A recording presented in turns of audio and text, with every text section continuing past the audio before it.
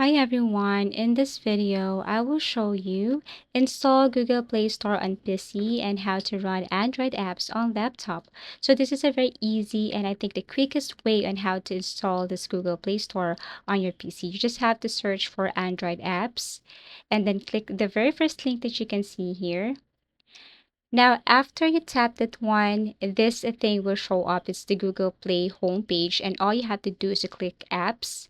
Tap this three dots at the top right corner, scroll down, and you should see this Cast, Save, and Share.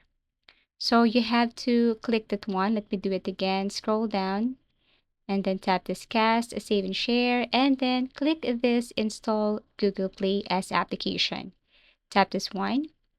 And then here you can change or you can rename this as Google Play Store. But actually everything is up to you. For me, it's Google Play Store. And then click install. And this is what it looks like. Now, the good thing is that you can pin this to your taskbar if you want. Okay, so you can see it right here. If you tap this, it will take you directly to your Google Play Store. Now, I'm going to show you if this one is on my desktop or PC. So I'm going to close everything here and I'm going to show you my PC or my desktop. But before that, let me install a game here. For example, Mobile Legends. Install this. Then you will see notification. It is now installing. And then once you tap this, and then it will take you directly to your download folder. And all you have to do is to install this Mobile Legends here. Now I'm going to show you what it looks like if I'm going to minimize this Google web browser and show you my desktop.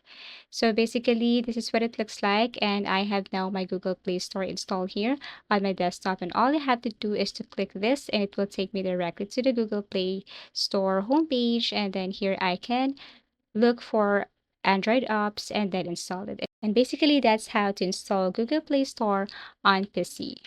Thank you so much for watching. If you want us to create a new tutorial, please do comment down below. Please do like and subscribe to our channel and see you again in our next video tutorials.